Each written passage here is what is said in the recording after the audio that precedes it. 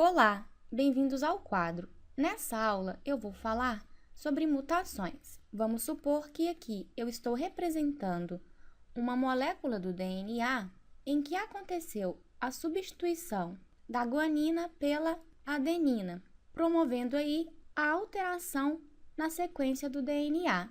Essas substituições que provocam alteração na sequência do DNA eu chamo de mutações. Se a mutação acontecer na sequência de um gene, dará origem a um novo gene ou uma nova versão do gene, que é o alelo, produzindo assim uma nova característica para o seu portador. Se essa característica for vantajosa, esse novo gene será mantido pelo processo de seleção natural.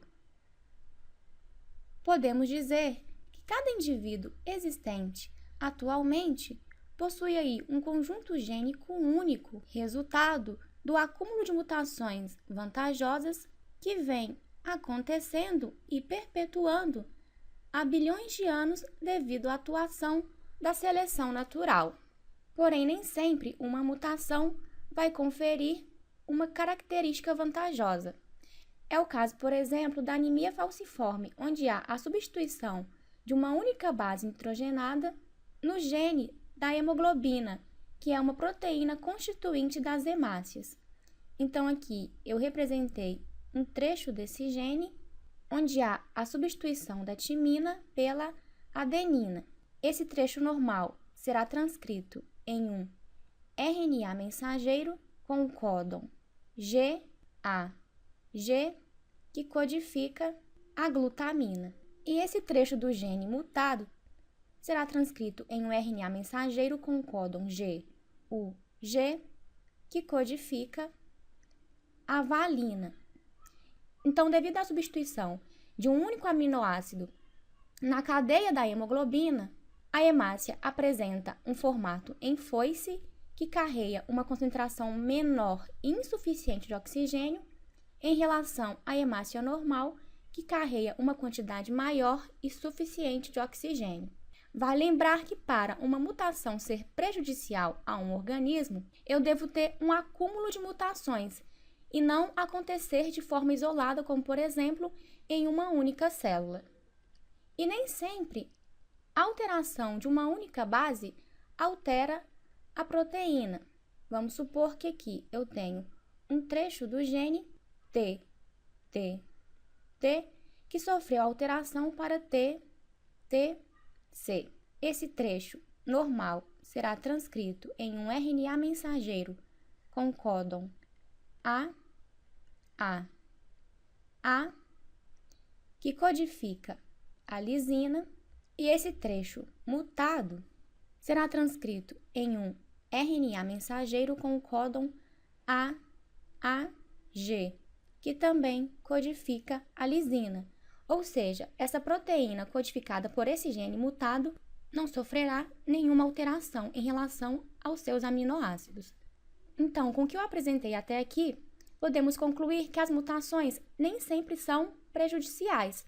Elas podem ser neutras, não alterando o organismo, ou podem ser vantajosas, sendo importantes, inclusive, para a diversidade dos organismos. Bom, e o que provoca essas alterações que acontecem na molécula do DNA?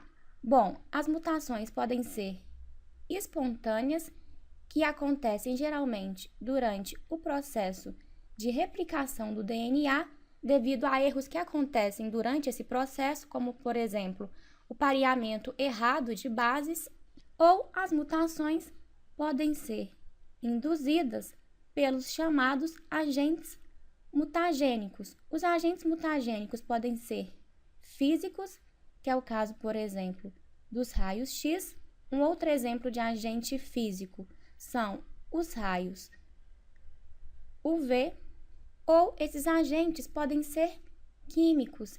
É o caso, por exemplo, da nicotina encontrada no cigarro e os derivados de hidrocarbonetos, os combustíveis fósseis como a gasolina e o óleo diesel. Bom, as mutações acontecem a todo tempo na molécula do DNA. Porém, as células desenvolveram mecanismos que reparam esses erros. Em um desses mecanismos, um conjunto de enzimas chamado de complexo endonuclease, não é necessário gravar esse nome, basta saber que essas enzimas estão atuando o tempo todo reparando esses erros, vai reconhecer a região com a mutação, liga-se e corta essa região. Posteriormente, essa região é eliminada da molécula do DNA e uma enzima desse complexo que possui atividade polimerase sintetiza um novo trecho do DNA usando a fita não mutada como molde, produzindo aí uma nova molécula do DNA sem o erro da mutação. Esses mecanismos de reparo são importantes porque eles mantêm as características dos organismos e, consequentemente, a sobrevivência. Bom, espero que vocês tenham compreendido. Bons estudos e até mais!